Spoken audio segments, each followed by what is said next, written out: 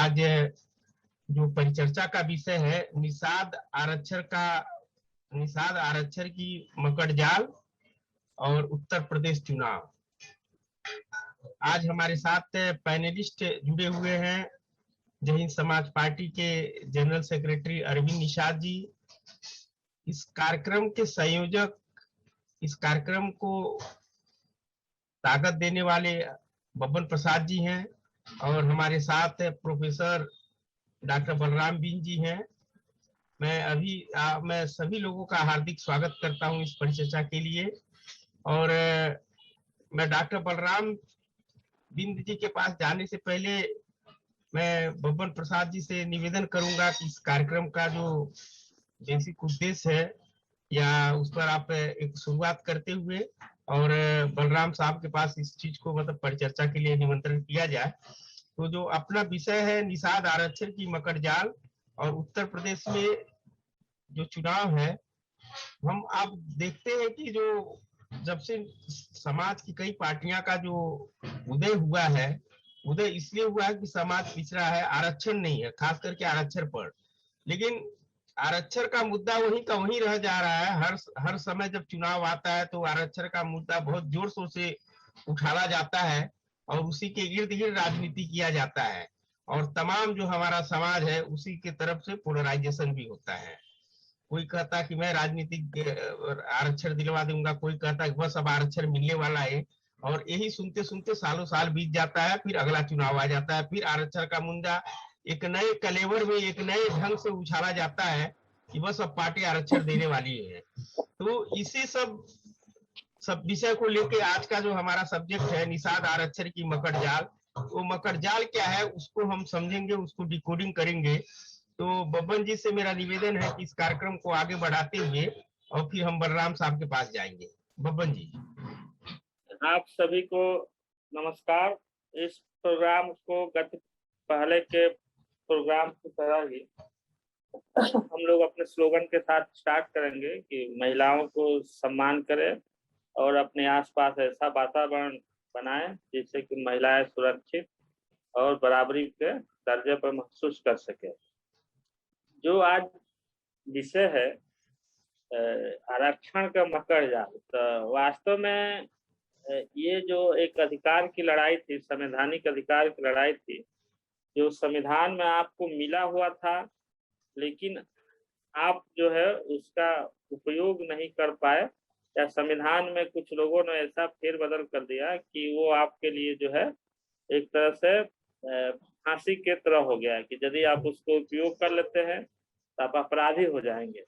और इस मुद्दे को समाज के नेताओं ने इसलिए उठाया कि जो है इससे जो है लोगों को अधिकार मिलेगा और जो लोगों को शिक्षा लेने में, व्यवसाय करने में और एक अच्छे जीवन, भारत में एक भारत के नागरिक की तरह जीवन जीने में सुविधाजनक रहेगा। लेकिन इसको राजनीतिक जो पार्टियां है एक जाल के तरह, एक फंदे की तरह जो है प्रयोग किया। जैसे कि तालाब या नदी में जब बाढ़ आता है, मछलियों के झुंड जब चलती है तो मछुआरा फेंक देता है और एक ही बार में जो है 20, 25, 50 किलो मछली आ जाती है और एक ही बार फेंक के वो घर चला जाता है लेके, उसका काम जो है हो जाता है।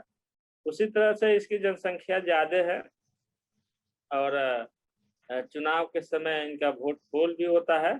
तो इसलिए जो है सभी राजनीतिक पार्टियों का एक नजर रहता है कि यदि इस समाज के वोट उसको मिल जाता है इकट्ठा तो इसका जीत जो है सुनिश्चित होगा। और इसी के मुद्दे पर पिछले विधानसभा के सरकार गई, 2014 के लोकसभा चुनाव में भी जो है कांग्रेस का उत्तर प्रदेश और कई प्रदेशों में बहुत बुरी तरीके से हार हुआ है। और मेरा जो इच्छा है, मेरा जो बुद्धि कहता है कि इस चुनाव में भी इस मुद्दे को गर्म रहना चाहिए कि जो पार्टी जो है आज सत्ता के सुख ले रही है, भोग रही है इस मुद्दे पर, वो यदि अधिकार इस समाज को नहीं देती है तो उसको भी जो है ये समाज जो है सत्ता से जो है बेदखल करे। तो ये मकड़जाल जो है इस बार जो है उनके पैरों के फंदा बन जाएगा डॉक्टर संजय निषाद जैसे, मुकेश सहनी जैसे नेताओं के यदि ये अपने वादे से जो है मुकरते हैं बीजेपी के साथ साथ में, तो डॉक्टर संजय का तो मैं समझता हूँ कि निषाद पार्टी खत्म है, क्योंकि ये अपना तो अपने चुनाव चिन्ह पर चुनाव लड़ते हैं, न पार्टी के चुनाव पर चुनाव लड़ते हैं, और इनका बैनर पोस्टर में जो है प्रधानमंत्री श्री नरेंद्र मोदी जी, गृह मंत्री श्री शाह जी और तमाम नेताओं का जो है फोटो आता है। तो वो जाहिर सी बात है कि वो भाजपा के जो है नेता है, और निषाद पार्टी के नाम यूज कर रहे हैं केवल मछली को फंसाने के लिए, चारा जैसे कांटे में लगाया जाता है। तो निषाद पार्टी जो है एक चारा है और कुछ नहीं। और देखिए जो इनका व्यवहार हो गया है, इनका डॉक्टर जो लड़का जो है डॉक्टरी किया हुआ है, रसिया से प्रैक्टिस कर रहा था, लेकिन हमको नहीं लगता है कि एक पढ़ा लिखा सुलझा हुआ एक इंसान है। ऐसे समाज में, देश में यदि ऐसे लोग सांसद विधायक भी बनते हैं तो वो गरीब कमजोर लोगों पर अत्याचार ही करेंगे। यदि वो जो है किसी को काला झंडा दिखाई रहा था तो उससे क्या फर्क पड़ता है।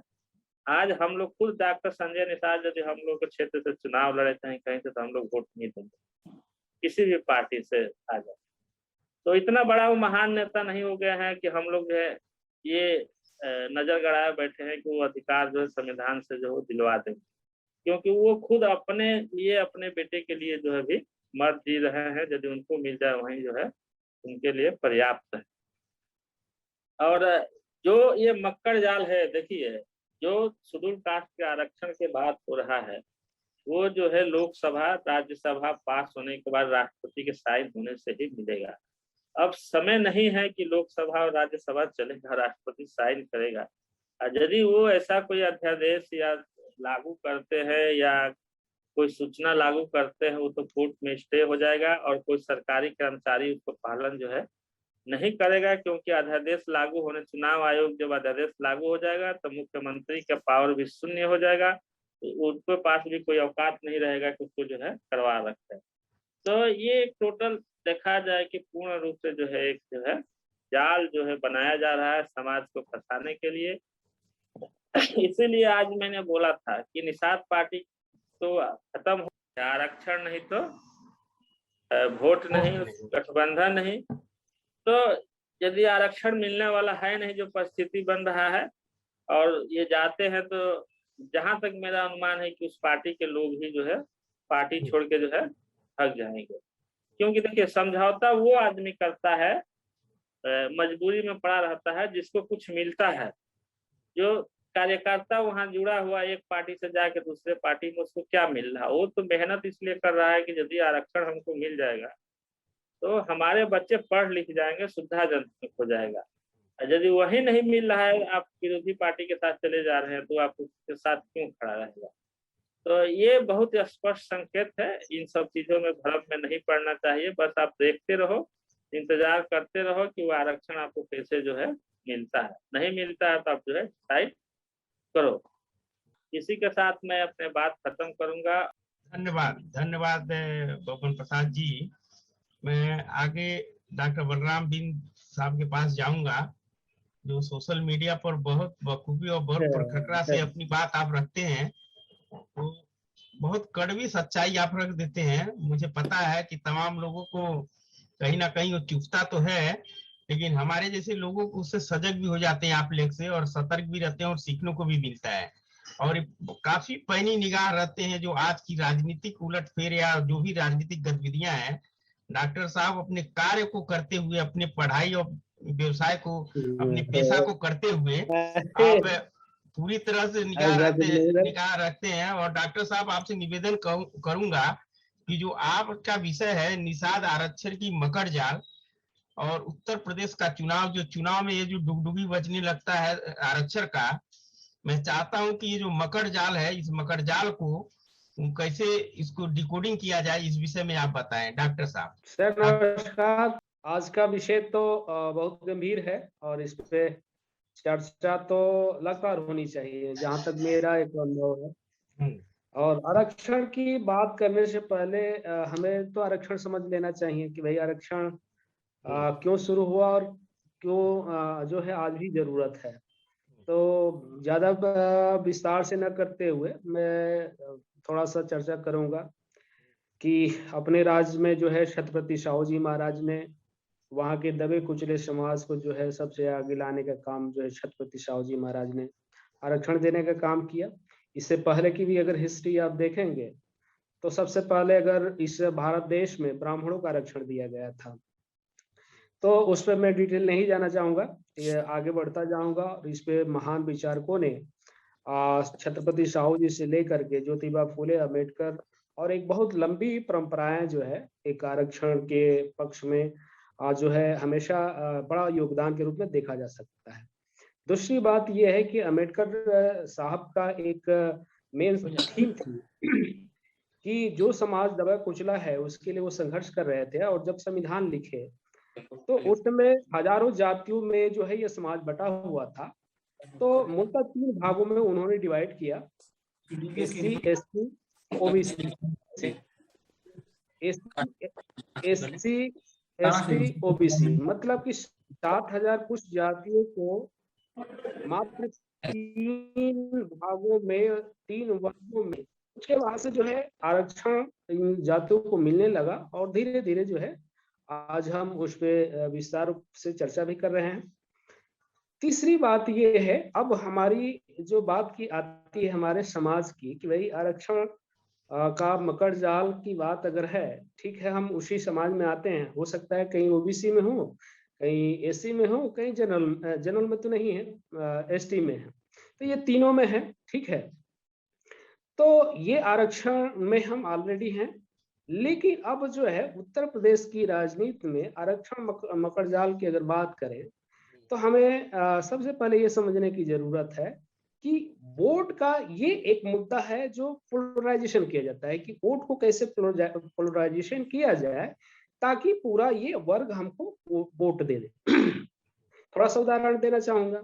17 जातियों का जब आरक्षण की बात मुलायम सिंह ने जब एसी में किया तो उस समय पूरा ये समाज जो है 17 जातियों का आरक्षण के नाम पे वोट का पोलराइजेशन हुआ और सपा का वोट गया।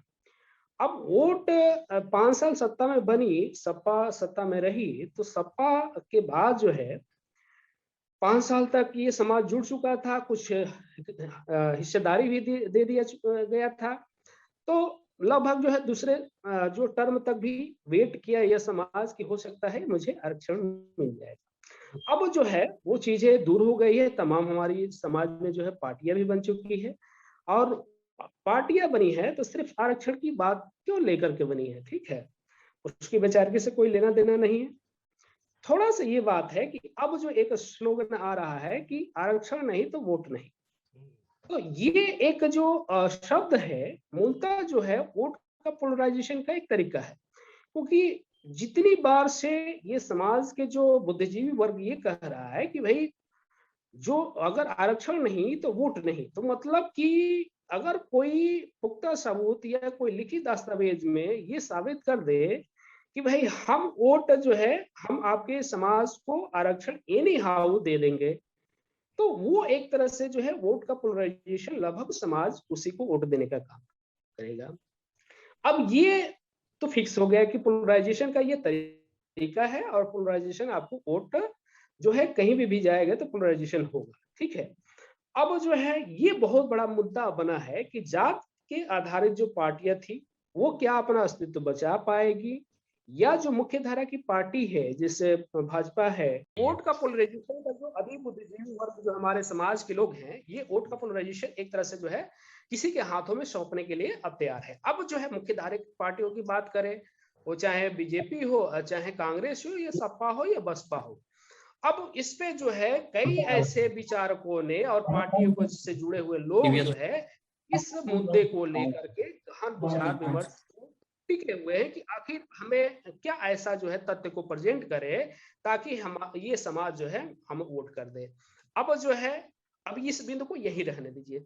अब जो है आरक्षण की जब बात आती है, आरक्षण जो अगर हमें लेना है या हम आरक्षण के माध्यम से हम आगे बढ़ेंगे, तो हमें अब जो है आरक्षण के लिए क्या विचारकीय विमर्श का जो है तरीका कुछ अडॉप्ट करना होगा, या हम सिर्फ जो है आए दिन हमारे या कोई मुख्यधारा की पार्टी हमें शोषण करेगी, या हमारी जात की आधारित बनी हुई पार्टी हमें शोषण करेगी, या जो है कोई जो है इस मुद्दे को जो है अपने तरीके से मुझे बरगलाने का या समाज को बरगलाने का आए दिन ये काम करेगा। जैसे मैं एक उदाहरण देना चाहूंगा कि आज के डेट में 2-3 पार्टियां हैं।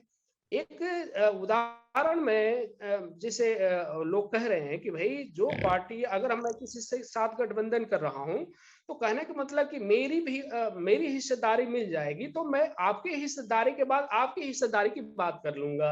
मतलब कि अगर मैं सांसद विधायक बन गया, मान लीजिए कि अभी फिलहाल में हमारे जो मुख्य धारा के 2-3 जो विधान परिषद के जो है सदस्य हैं और 1-2 सांसद, 2-4 और सांसद है, तो कहने का मतलब कि हमारी भागीदारी मिल जाएगी तो हम आपकी भागीदारी की बात कर लेंगे।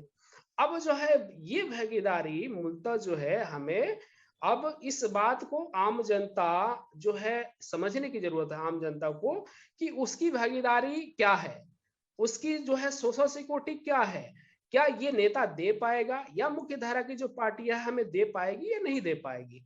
तो जब तक ये आम जनता अपनी बिंदु को जो है आरक्षण के बिंदु पे नहीं तलाश करेगी तब तक शोषण का शिकार होती रहेगी, और वो चाहे हमारे समाज का नेता हो या मुख्य धारा की पार्टी हो, ये लभा में शोषण का शिकार करती रहेगी। तो ये लगभग जो तीसरा पक्ष है जो शोषण होने के लिए हम आम जनता जो है तैयार है।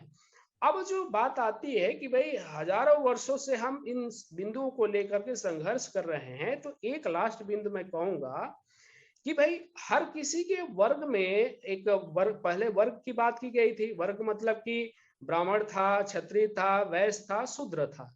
तो हम पंचम वर्ण में आ गए। चलिए पंचम वर्ण की हम बात भी कर लेते हैं। पंचम वर्ण में जो है निषादों की बात होती है, ठीक है, निषादों की बात होती है, लेकिन वर्ग में जो है कुछ व्यवसायिक वर्ग को में जो है व्यवसायिक वर्ग बांटे गए थे, कार्य बांटे गए थे कि मलाह जो हो गए मछली मारेगा, जो है कुम्हार जो है अपना जो है बर्तन बनाएगा।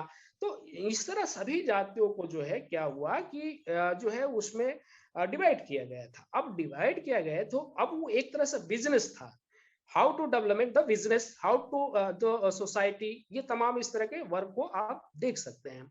तो उसमें इन बिंदुओं को आपको तलाशना है कि ब्राह्मण अपने बिजनेस को जो एडॉप्ट किया, ब्राह्मण मतलब कि कहने का मतलब कि उसका लेखन पढ़न और जो सत्ता के करीबी कैसे सिस्टम में बनाए रखा, वो अपने आप को हर जगह पे हर बिंदु पे लिखने का काम किया कि जो है वो मरेगा आदमी तब भी खाएगा और जो है जिएगा तभी खाएगा। तो पूरी उसकी जो बिजनेस की जो प्रक्रिया थी वो उस वर्ग में अपने आप को डेवलपमेंट कर लिया।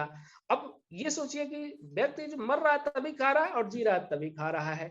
हम अगर पंचम वर्ण के लोग थे, ठीक है, हम सत्ता में राजा भी थे, तो हमने उस जो हमारे पास जो एज ए बिजनेस का जो वर्क बांटा गया, मान लीजिए कि मछली ही मारने को हमारा बिजनेस था, तो हमने मछली सिर्फ हमने मछली मारा, न कि उसको बिजनेस की तरह जो है डेवलपमेंट किया। अगर बिजनेस की तरफ डेवलपमेंट किया होता तो हम जो है ब्राह्मण से भी ऊपर होते।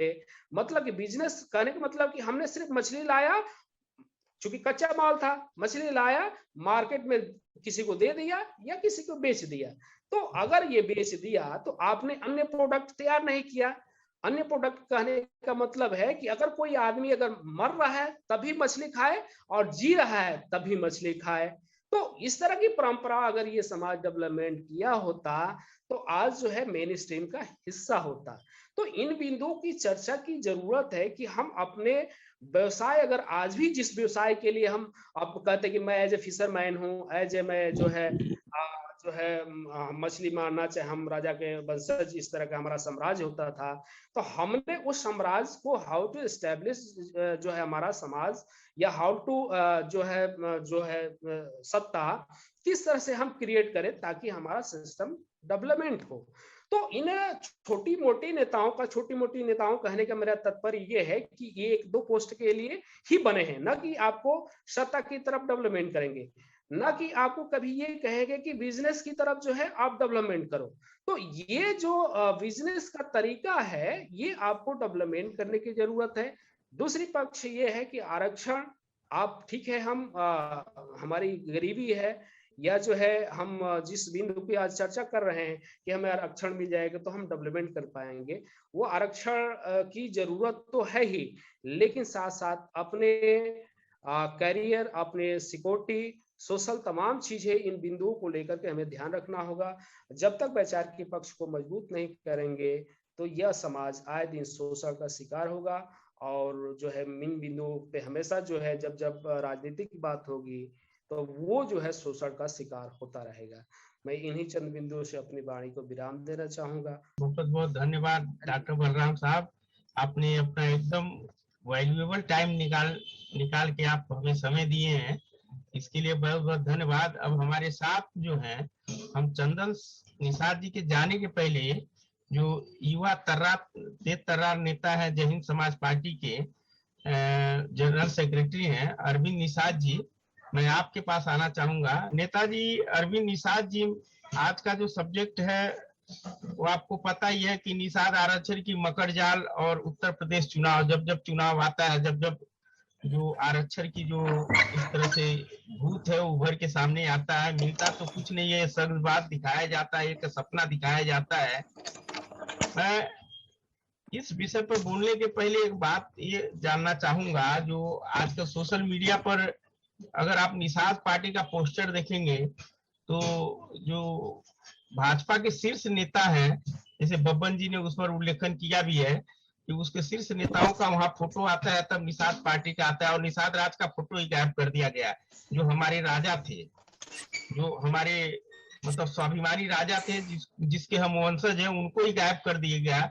तो जो निषाद पार्टी है, क्या वो धीरे धीरे बदल रही है या धीरे धीरे मतलब टेक ओवर उसको कर लिए, वो धीरे धीरे दिखाना चाह रही है इस चुनाव में लाभ देके एक पार्टी को, और जो समाज के मुद्दे हैं, जिस आरक्षण से उसका जन्म हुआ था, उसके लिए आरक्षण के लिए कई लोगों की जाने गई, लाठियां खाए, कई लोग जेल में गए, उनके ऊपर मुकदमे चल रहे हैं।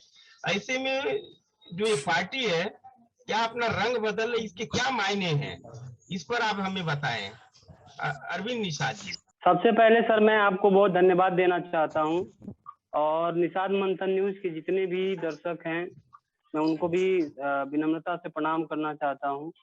और आपने जो ये प्रश्न पूछा, देखिए ये खेला आज से नहीं चल रहा है सर, हम लोग लंबी चर्चा इसके ऊपर कर चुके हैं, और मैं पहले से आपको इस चीज के ऊपर बता चुका हूं कि ये खेला बहुत पुराना है।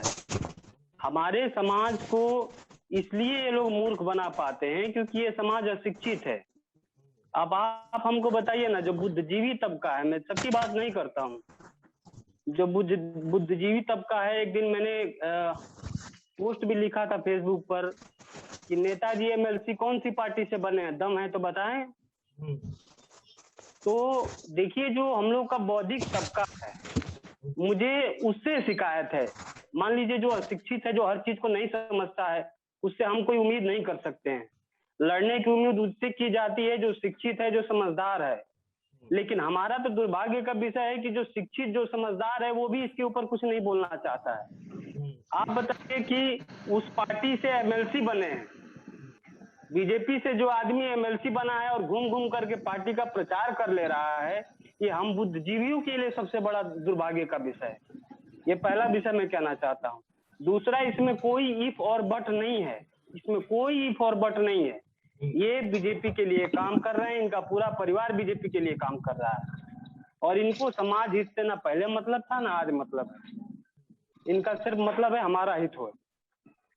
दूसरी देखिए, आरक्षण को लेकर के बात हो रही थी, चाहे जो आज का आप लोगों ने जो आज का जो मुद्दा आपने रखा है, उसके ऊपर मैं ये आना चाहता हूँ। आज हम लोगों ने एक पहल की है। आज हम समाजवादी पार्टी के साथ हम लोग गठबंधन में हैं।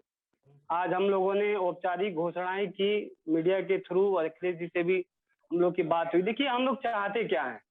जय हिंद समाज पार्टी ने कभी भी निषाद समाज के लाश के ऊपर राजनीति करने का काम नहीं किया है। हम लोगों ने कभी नहीं कहा है कि आप ट्रेन रोको आपको आरक्षण मिलेगा। हम लोग सीधा कहते हैं कि इस देश में लोकतंत्र है, और लोकतंत्र में जनता मालिक होती है, और जनता मालिक होती है, और वहां जाने का एक ही तरीका है, आप अपने वोट को इकट्ठा करो, और इकट्ठा करके आप अपनी उपस्थिति दर्ज कराओ, आप सदन में जाओ, और समाज की आवाज को बुलंद करो और समाज का हक और अधिकार दिलाओ। जैसे उसी कड़ी में हम लोगों ने काम किया है। हम ये नहीं कहते हैं कि हम पहली बार में ही सरकार बना लेंगे, हम गठबंधन कर रहे हैं, जितनी भी सीटें मिलेगी हम चुनाव लड़ाएंगे। कम से कम आश्वासन के साथ आपको कहना चाहते हैं कि अपने सैंबल से अपने बच्चों को जिता करके भेजेंगे और 22-20 बार मंत्री बनाएंगे। और निषाद समाज के लोग मंत्री बनते हैं तो अगर समाज के साथ कहीं पुलिसिया उत्पीड़न होता है तो हमारे लोग जाकर के उनके लिए खड़ा होने का काम करेंगे, उनके लिए लड़ने का काम करेंगे। मूलभूत सुविधाएं उनको नहीं मिल पाती है। जैसे एडमिनिस्ट्रेशन में होने का क्या फायदा होता है, जैसे मैं आपको बता दूं कि एक विधायक होता है, उसको 5,000 से लेकर के 25 लाख रुपया तक इलाज कराने के लिए मिलता है। आप हमको बताइए, अगर हमारा भाई विधायक जीत करके जाता है तो कम से कम जो गरीब आदमी है उसका उठा करके इलाज तो करवा सकता है, उसके लिए उसको कोई एक चवन्नी देने की जरूरत नहीं है। ऐसी तमाम योजनाएं हैं। जैसे आवास आता है, पहले मछुआ आवास, मैंने इस बात को कहा था कि पहले 3,05,000 आता था अखिलेश जी की सरकार में, बीजेपी की सरकार आई उसको कम करके 1,20,000 कर दिया। इसके ऊपर भी हम लोगों ने विस्तृत चर्चा की है। हम लोगों ने ये विस्तृत कहा है कि हम लोग अपने से एक कमेटी का गठन करेंगे जिसका अध्यक्ष निषाद होगा और वो जा करके देखेगा कि कौन पात्र निषाद है जिसको आवास मिलना चाहिए, और वैसे लोगों को छांट करके और हम लोग उसको आवास उपलब्ध कराने का काम करेंगे। तो सर देखिए, एडमिनिस्ट्रेशन से जुड़ने के बाद डायरेक्ट हम लोग समाज का हित कर सकते हैं, और हम लोगों के समाज को लाभ इसलिए नहीं मिल पाता है क्योंकि हम लोग मेन स्ट्रीम से जुड़ नहीं पाते हैं और उस तरह के नेता भी नहीं है जिनका चरित्र हो जो समाज के लिए कुछ करें। समाज में कुछ नेता अगर आगे भी बढ़ गए हैं तो उनकी सोच सिर्फ इतनी है कि हमको कैसे व्यवस्था मिल जाए, हमारी व्यवस्था कैसे टाइट हो जाए। अगर इन लोगों ने समाज को सर्वोपरि रखा होता तो आज वो बड़े नेता भी होते और आज समाज का हक और अधिकार मिल जाता। तो देखिए, जय हिंद समाज पार्टी कभी झूठा आश्वासन नहीं देती है कि हम आरक्षण दिलवाएंगे, लेकिन हम ये जरूर कहते हैं कि हम सत्ता में जाएंगे तो हम लोग अगर सरकार में जाते हैं तो समाज को जो उसका वाजिब हक है हम लोग लड़ करके दिलाने का काम करेंगे। दूसरी एक चीज और कहना चाहता हूं लास्ट, कि अपने समाज में देखिए होता है कि अभी तक अपने दल अपने पार्टी से लोग ताकत को नहीं समझते हैं। आप बताइए, ओम प्रकाश राजभर जी हैं, आज से 5 साल, जब तक 2017 से पहले कौन जानता था बताइए राजभर समाज को? लेकिन उन्होंने 8 सीट पे गठबंधन किया, 4 सीट पे चुनाव लड़े, जीत करके कम से कम एक उपस्थिति तो दर्ज कराई, अपनी पार्टी की एक उपस्थिति तो दर्ज कराई। और उतना ही नहीं, हमने डाटा निकाला, ओम प्रकाश राजभर जी जैसे नेता ने कम से कम 2 करोड़ से अधिक अपने लोगों को इलाज कराने के लिए खर्चा किया था जब वो मंत्री।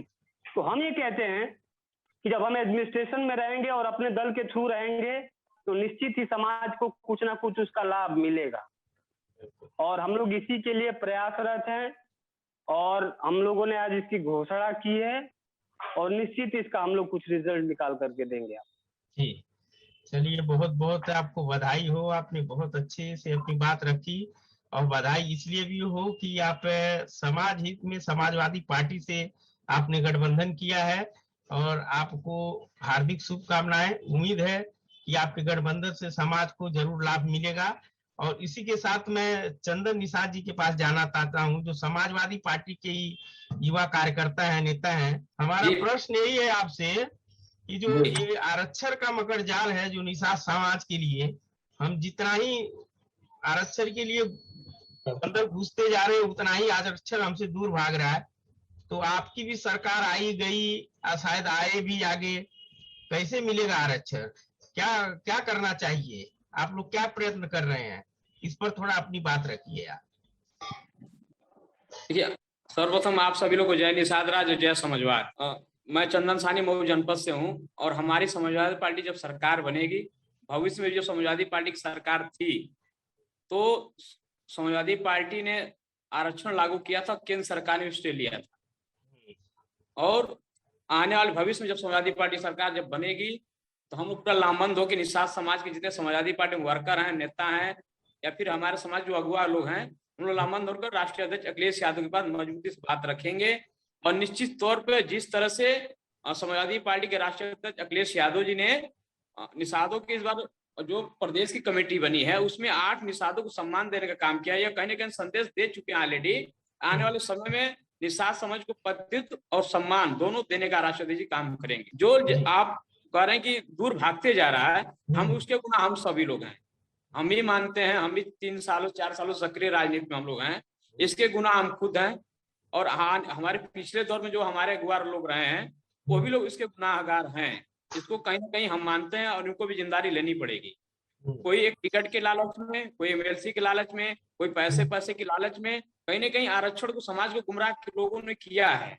देखिए आने वाले भविष्य हम नौजवान होने के नाते अपने समाज के सभी नौजवान साथियों से निवेदन करना चाहते हैं कि आरक्षण वो चाबी है जो बंद दरवाजा समाज का बंद, आज बंद बुद्धि बंद हुई हमारे समाज की, जो नौकरी की से हम लोग दूर हटे हुए हैं। आज शिक्षा से अभाव में हम लोग बेरोजगार की चरम सीमा पर हमारा समाज खड़ा है। आज रोजगार में हम दिल्ली बम्बई सबसे ज्यादा हमारे समाज के लोग बसे हुए हैं। हाँ, तो हम इस सबसे बड़ा मुल्क रोजगार है। अगर शिक्षा हमारे पास आज अगर होता तो हम इतने बाहर जो हमारे भाई बंधु दिल्ली बम्बई मद्रास गुजरात जो बसे हुए लोग शायद इतना नहीं होता।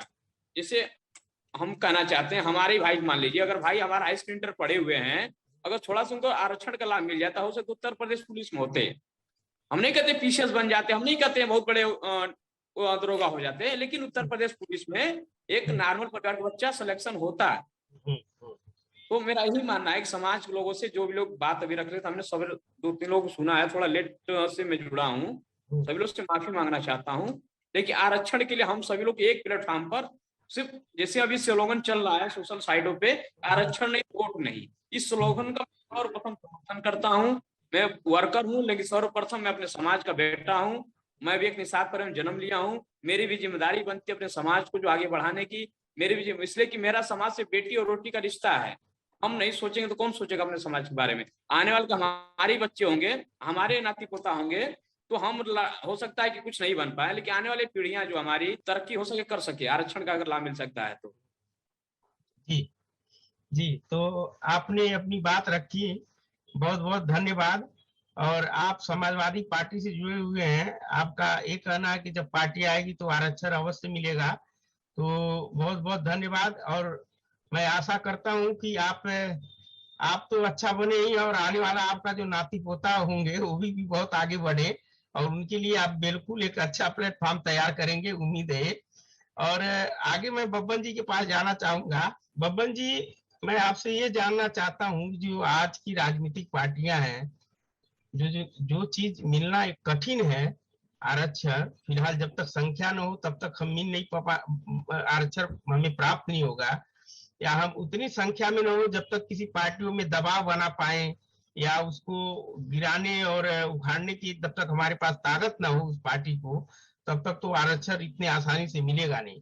लेकिन क्या वजह है कि जो राजनीतिक पार्टियां हैं, शिक्षा, रोजगार, ये तमाम चीजें जो उनको प्राप्त कर सकती हैं, शिक्षा में बहुत बड़ा योगदान कर सकती हैं। अपने जो नौजवान बच्चे हैं आज के जमाने में, आप देख रहे हैं जो राजनीतिक पार्टियां, जो हमारे मछुआ समाज से जो राजनीतिक पार्टियां संबंध रखती हैं, वो बड़े बड़े मायाजाल हेलीकॉप्टर से और तमाम चीजों से इतनी भीड़ जुटा रही हैं, और उसमें तमाम वो पढ़े लिखे नौजवान हैं जो अपने भविष्य को न सोचते हुए वो एक मायाजाल में उलझे हुए हैं, और राजनीतिक जो चमक है उसमें वो ज्यादा भाग कर रहे हैं। जबकि वही समय वो अगर वो अपने रोजगार में, अपने व्यवसाय में, अपने करियर के बारे में सोचते, तो मुझे लगता है उससे भी ज्यादा समाज का कल्याण होता। आरक्षण मिले या थोड़ा देर से मिले, लेकिन जो नौजवान हैं, जो पढ़ लिख के डायरेक्ट राजनीति में इंटर्नशिप करने चले जा रहे हैं, जो हमारे नेताओं के बीच में कोई पदाधिकारी बन के, और बाद में पता चलता है कि जैसे ही चुनाव खत्म हुआ वैसे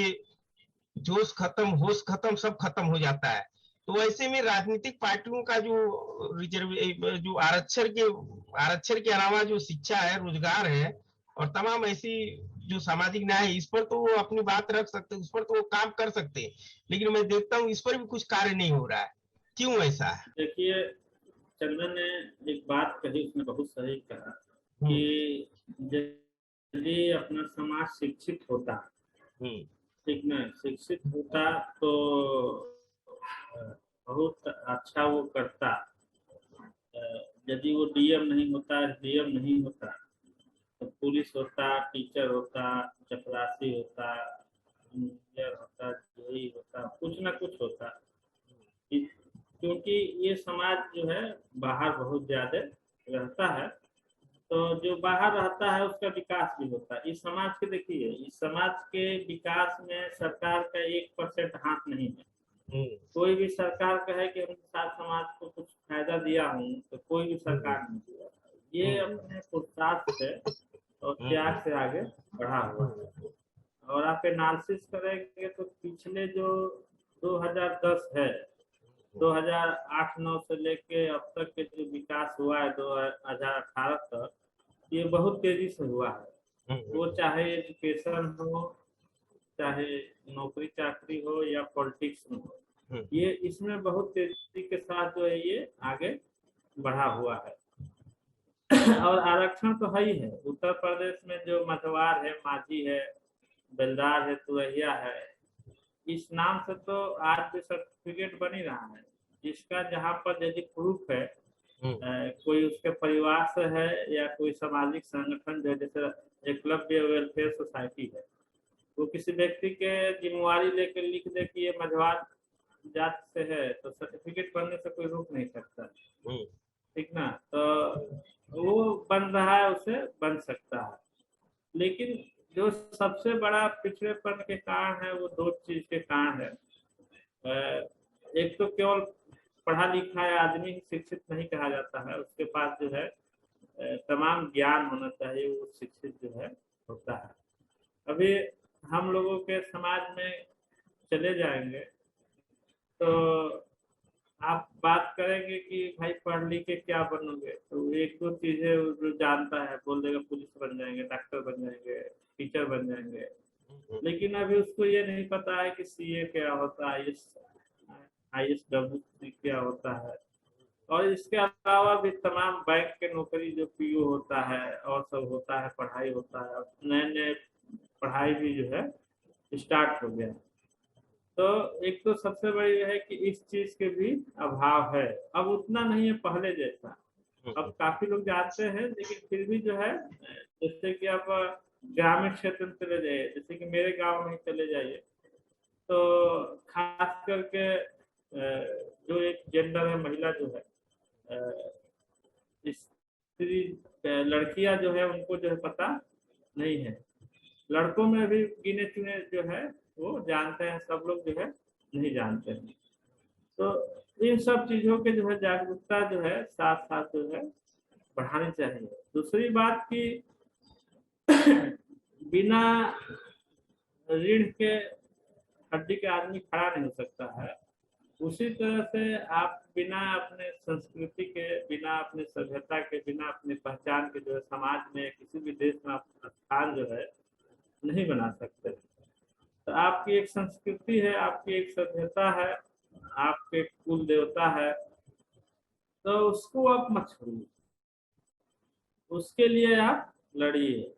मैं बार बार ये बातें क्यों कहता हूँ, देखिए डॉक्टर की मैं नाम क्यों लेता हूँ, मैं डॉक्टर का कोई विरोधी नहीं हूँ, लेकिन अभी इस समय इसलिए उसका नाम लेता हूँ कि लोगों को दिख रहा है, उनको थोड़ा सा मेहनत कर दिया जाए तो लोगों को दिमाग में इस बात को घुमाया जा सकता है।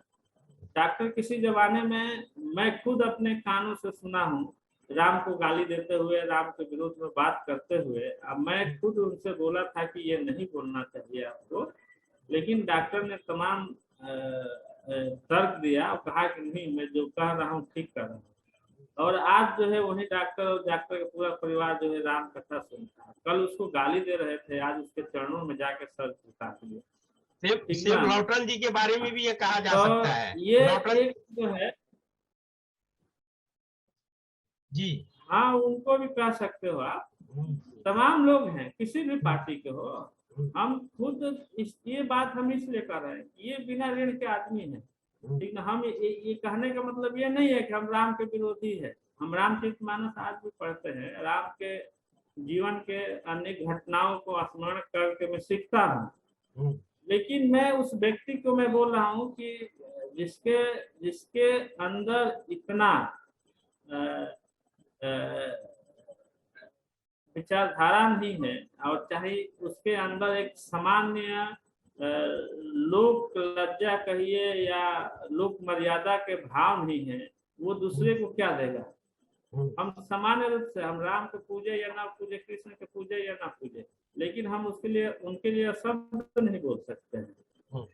कोई राजनीतिक पार्टी है वो एक दूसरे के विरोध करते हैं, लेकिन कोई किसी के लिए शब्द नहीं बोलता है, ठीक ना। जो बुद्ध को मानता है, मैं आज तक जो है किसी भी ब्राह्मण के मुख से बुद्ध के बारे में शब्द नहीं सुना, और ना ही अपने समाज में एक दो लोगों को छोड़कर किसी के मुख से जो है राम के लिए शब्द सुना। ये मूर्खता है। लेकिन जो आदमी इस विचार पर नहीं टिका रहता है वो कैसे चलेगा, ठीक ना।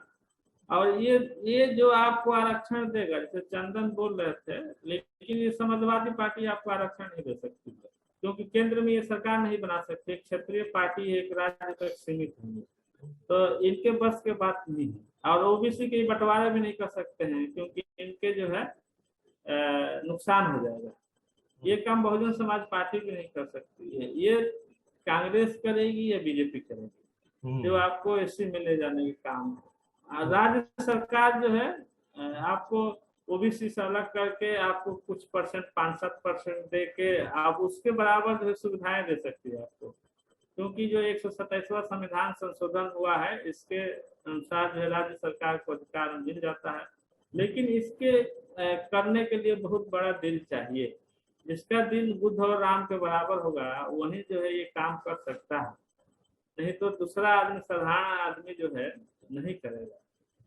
क्योंकि अपने हक और हिस्सा कौन लेके जाएगा? जो जाति के नाम पर पुलिस में भर्ती लोगों को निकाल के अपने जाति के लोगों को रख लिया था कभी, तो आज जो है आपको अलग करके आपको 5-7% जो खुद खा रहा है वो आपको देगा, नहीं दे सकता। तो ये तमाम, देखिए ये सोचने वाली बात है, और जब तक इन सारे चीजों को सोच के निर्णय नहीं लेंगे तब तक ऐसे ही पीछे पीछे पोंछ पकड़ के जो है घूमते रहेंगे। ये सारे चीज के निर्णय लेके और जो है आपको चलना पड़ेगा। आपको अधिकार तभी मिल सकता है या तो आप मजबूत सरकार बना लीजिए, या जो सरकार बनती है उसको मजबूरी में रख लीजिए। दो ही कंडीशन में हो सकता है। जो समाजवादी पार्टी की सरकार बनती है, आप चुनाव इस तरीके से लड़िए कि आप जब पार्टी छोड़ के चले जाते हैं जीतने के बाद उनकी सरकार गिर जाए, तो जो चाहेंगे वो करवा लेंगे। उसी तरह से बीजेपी के साथ हुई, चाहे बहुजन समाज पार्टी के साथ हुई। ओबीसी के आरक्षण इसी तरीके से मिला, क्योंकि वो सरकार मजबूर थी। लालू थे, मुलायम थे, पासवान थे, ये लोग भाग जाते तो सरकार गिर जाती। और बीजेपी ने जनरल को ईएसडब्ल्यू का आरक्षण क्यों दिया? क्योंकि वो मजबूत सरकार बना दी, पूर्ण बहुमत में, फिर उसको कोई रोक नहीं सकता था।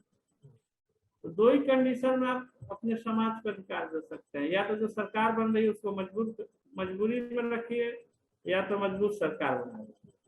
और इसके लिए बहुत प्रयास करना पड़ेगा, बहुत प्रयास करना पड़ेगा, तब बनेगा। झोला लेके घूमने से नहीं होगा कि आज तो उनको गाली। देखिए ये जो है एक असभ्य समाज के या असभ्य व्यक्ति के पहचान है कि जब उसके ऊपर थोड़ा सा आपत्ति आता है, विपत्ति आता है, या थोड़ा सा परिस्थितियां विपरीत होता है, तो वो जो है शब्दों का प्रयोग करने लगता है। ये कोई सभ्य आदमी या मजबूत आदमी के पहचान नहीं है। हम अनेकों बार जो है समाजवादी पार्टी के आलोचना करते हैं, लेकिन आज भी जो है मैं बैकवर्ड के चाहे दलित के जो नेता है, लालू, मुलायम, मायावती और पासवान, इनके अलावा और भी लोग होंगे, लेकिन जिनको हम लोगों ने अपने आंखों से देखा है, मैं बैकवर्ड का हीरो मानता हूँ कि ये यदि नहीं लड़े होते, जूझे होते, तो आज हम लोग जो है इस तरीके से नहीं बोल पाते। ये जो लोकतंत्र है, जो ताकत मिला हुआ है हम लोगों को, तो हम लोग उनके अपने नेताओं के बारे में भी बोल लेते हैं, क्योंकि उन्होंने ही ऐसा माहौल बनाया, बोलना जो है सिखाया। लेकिन ये बोलने के मतलब ये नहीं हो गया कि हम मुलायम सिंह के कभी अपमान करेंगे, तो लालू को कभी नहीं। लालू जैसे नेता आपको इतना दमदार नेता जो है आपको देश में जो है आपको नहीं मिलेगा, जो अपने बात को चाहे अपने काम को जो है इतने कॉन्फिडेंस के साथ जो है करता है। और वही चीज मुलायम में भी था। मुलायम में थोड़ा लचीलापन था, लेकिन मुलायम सिंह यादव में हमने एक चीज कहा कि उन्होंने जो वादा किया वो पूरा किया। दूसरी चीज की, यदि आपको व्यक्तिगत रूप से कोई उनके पार्टी के साथ जुड़ा है, उनके पार्टी को या उनको सहयोग किया है, तो वो आदमी एक बार हारे या 4 बार हारे, उसको टिकट वो जरूर दिए हैं। बहुत काबिल है, तो हारने के बाद उसको विधान परिषद राज्यसभा में भी भेजे। तो क्यों भेजे? फूलन देवी ने जो फूलन देवी को मुलायम सिंह क्यों चुनाव लड़ाए, उनका क्या जाता था? लालू यादव जो मेस्टर के काम करती थी, जिसके घर में करती थी, उसी के विरोध लड़ा के और संसद भवन में पहुंचा दी उसको हरा के। तो ये वो 1, 2, 4 ही जीते, लेकिन ये परिवर्तन था। हमको पता है, हम एक बार एक सेमिनार में बैठे थे और मैं जब बोलने उठा तो बिहार के एक प्रोफेसर, उन्होंने कहा कि लालू यादव को उन्होंने एग्जाम्पल लेके समझाया, और बीच में बात में जब अलग से बात हो रहा था तो वो कहे कि यदि मिश्रा नहीं होता तो लालू यादव कभी आगे नहीं आया होता। तो जो मिश्रा के जो अत्याचार था, जो मुख्यमंत्री थे, वही लालू यादव को जन्म दिया था। तो निषाद समाज के साथ जो ये नेता हैं, जितने ज्यादा इसके साथ छल कपट करेंगे, तो आने वाले भविष्य में उतना ही ताकतवर एक नेता जो पैदा होगा, ये निश्चित होना है। आज बिहार में यदि मुकेश के साथ वो छल नहीं किए होते, जिस तरीके से बात हुआ तो उसे सीट और पद दे दिए होते, तो आज वो मुख्यमंत्री होते, मुकेश भी होता। नहीं दिए तो एक मजबूती के साथ उभरा है, वो सीटें भले कम जीता है, उप मुख्यमंत्री नहीं है, लेकिन जो कुछ भी है आज उसका अपना है। तो ये आने वाला संकेत है, ये 5 साल लगे या 10 साल लगे, लेकिन कोई ना कोई एक दमदार नेता इसी में से जो है पैदा होगा, क्योंकि ये जो एक मंथन के काम चल रहा है और तमाम तरह से लोग सीख रहे हैं। और जैसे इसी में हम लोग जो 5-10 लोग बैठते हैं, बैठने वाले में आप बात देखेंगे, अरविंद बात करते हैं, चाहे और लोग भी बात करते हैं, तो धीरे धीरे क्या हो रहा है, ये विचार के कौशल बढ़ते जा रहा है, सुन भी रहे हैं, और उसके साथ साथ काम भी बढ़ रहा है। तो जय हिंद समाज पार्टी जो है, जो आज समाजवादी पार्टी के साथ गठबंधन में जा रहा है, इसको मैं छोटा घटना नहीं मानता हूँ। भले 4 ही सीट देते हैं, 5 ही सीट देते हैं, 3 ही सीट देते हैं, लेकिन वो एक विचार के हिसाब से और अपने ढंग से, अपने मेहनत से करके स्थान बनाए। यदि 2-4 लोग जीतते हैं, आगे जाएंगे, तो ये पार्टी और आगे विस्तार करेगी, तो अच्छी बात है। आज विस्तार कर रही है, कल हो सकता है कि आने वाले टाइम में वीआईपी और जय हिंद समाज पार्टी जब दोनों मजबूत होंगे, इनको लगेगा तो साथ भी आ सकते हैं, समाजवादी पार्टी के साथ भी जा सकते हैं, तो सरकार में जा सकते हैं। तो घटनाओं को जोड़ना और उससे लिंक बनाना और ये सब चीजें करके ही जो है कहना चाहिए। और मैं आज भी फिर कहता हूँ कि किसी को अपमान करने के लिए कोई शब्द जो है किसी को नहीं बोलना चाहिए। खास करके जो हमारे पूर्व नेता हैं, लालू है, मुलायम है, पासवान जी सब दुनिया में नहीं है, बहन जी है, मायावती है, वास्तव में ये लोग बहुत संघर्ष किए। और आज भी जो हम लोग समाज के नेता हैं, लोटन राम है, डॉक्टर संजय है, और तमाम लोग हैं, गलत सही अपने फायदे नुकसान का तो सब करते हैं, लेकिन आखिर में लड़ तो फ्रंट लाइन तो वही है। तो हम लोग इन सब चीज को ध्यान रखते हुए अपने मुद्दे पर जो है बात रखनी चाहिए। जी बहुत बहुत धन्यवाद बब्बन जी।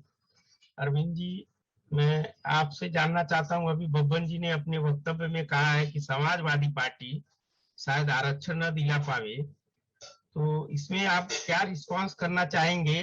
और आपने जो गठबंधन हुआ है आपके साथ, कितने सीटों पर हुआ है, और क्या आरक्षण का बात भी वो शामिल है उसमें? इस विषय पर थोड़ा प्रकाश डालें आप। देखिए सर, इसके ऊपर मैं यही कहना चाहता हूँ कि हम लोग 1 घंटा बैठ करके इसके ऊपर विस्तृत हम लोगों ने चर्चा किया है कि हम समाज के लिए बेहतर क्या कर सकते हैं। उसके ऊपर हम लोगों ने सारी चीजें अपनी बातें रखी है और हमें पूरा विश्वास है कि आने वाले समय में समाज को इसका लाभ भी मिलेगा। दूसरी देखिए, आरक्षण की जो बात की जा रही है, मुझे दो चीजें समझ में नहीं आती है। लोग बात को जलेबी की तरह घुमाते क्यों? एक तो लोग कहते हैं या तो केंद्र सरकार देगी, दूसरे लोग कहते हैं कि राज्य सरकार दे सकती है। सबसे पहले तो लोग क्लियर कर लें दोनों में से सही कौन है। मैं ये कहता हूं कि अगर राज्य सरकार दे सकती है, जब मझवार को परिभाषित ही करना है तो यहाँ राज्य सरकार के हाथ में है, तो सरकार जो भी बनेगी वो चाहेगी तो परिभाषित कर सकती है, उसे कोई नहीं रोक सकता है। दूसरा, ये सरकार ने पहले करके दिया भी है, वो अलग बात है कि लास्ट में किया वो कुछ गलतियां रही हैं जिसके कारण उनको हार का सामना करना पड़ा। अब अगर कोई व्यक्ति हार जाता है तो उसको ये समझ में आता है कि हमने क्या गलती की विगत समय में जिसकी वजह से मुझे हारना पड़ा, तो हो सकता है उसका सुधार हो। दूसरी देखिए, मैं हमेशा आपको कहते आया हूं कि हम लोग जो बैकवर्ड समाज के लोग हैं, आरक्षण नाम को इस तरह से पोर्ट्रे किया जाता है हमारे बीच में कि जब आरक्षण मिल जाए तो बस हमारा ट्रक घर पे खड़ा हो जाएगा। ऐसा नहीं है। आप हमको बताइए ना, आरक्षण, मैंने इस बात को कई बार कहा है कि आरक्षण अगर ऐसी दवाई होती हमारे देश में कि इससे सारी गरीबी खत्म हो जाती, तो हरिजन गरीब क्यों है बताइए ना हमको। 1992 से लेकर के आज तक उनको आरक्षण मिल रहा है, क्यों गरीब है वो? देखिए, आज स्थिति ये है कि मूल चीज पे कोई बात नहीं करना चाहता है। हम लोग जातिगत जनगणना की बात कर रहे हैं। माननीय अखिलेश जी ने इस बात को कहा है कि आप जातिगत जनगणना कराओ ना, आपको पता चल जाएगा कि इस देश में नौकरी, अभी चर्चा होती है तो लोग कहते हैं कि नौकरी में यादव खा गए। अरे भैया, 100% में 90% जो खाया है उसके ऊपर आप कुछ नहीं कहना चाहते हो। आप हमको बताइए ना कि इस समय प्रदेश में 1700 थाने हैं, कितने थाने पर निषाद डीएम एसडीएम है बताएं, कोई बताएगा? आप हमको बताइए, सरकारी संस्थान है, सबसे ज्यादा कौन सी बिरादरी के लोग हैं? ठेकेदार कौन सी बिरादरी के लोग हैं? जज कौन सी बिरादरी के लोग हैं? ये चीजें जो ऐसी चीजें हैं जिसके ऊपर कोई बात नहीं करना चाहता है। कम से कम बैकवर्ड का नेता होने के नाते माननीय अखिलेश जी ने इस बात को कहा है कि आप जातिगत जनगणना कराओ, पता चल जाएगा कि नौकरी में सबसे ज्यादा यादव है कि सबसे ज्यादा फॉरवर्ड है, ये तुरंत पता चल जाएगा। और जो जिसका वाजिब हक है आप उसको दे दो, सीधी बात है, इसमें कोई लड़ाई झगड़े करने की बात नहीं है। दूसरी एक चीज देखिए, हम लोग सुविधाओं की बात करते हैं, ये सरकार को बनाने से हमें क्या सुविधाएं मिल रही हैं और पहले की सरकारों को बनाने में हमें क्या सुविधा मिलनी चाहिए, ये भी हमें देखना चाहिए। और इस बात को मैं 20 बार कह रहा हूं कि मछुआ आवास 3,05,000 समाजवादी पार्टी देती थी, ये सरकार कम करके 1,20,000 कर दिया है। हमारे ग्राम सभा में आप आकर के देखिए, बहुत सारे ऐसे लोग हैं जिनका मछुआ आवास बना हुआ है, जो 2 रूम का बहुत बेहतरीन घर बनवाए हुए हैं, उनका लाभ समाज को मिलता था, ऐसा मत कहिए कि नहीं मिलता था। दूसरी एक चीज यही है कि आरक्षण को लेकर के ये जो चलाया जा रहा है, देखिए आरक्षण के ऊपर भी बात हुई है, हम लोगों ने उसके ऊपर भी अपनी बात रखी है और हम लोगों को पूरा विश्वास है कि होगा, लेकिन हम लोग झूठा आश्वासन देकर के राजनीति करने वाले लोग नहीं है। हम जो कहते हैं स्पष्ट कहते हैं।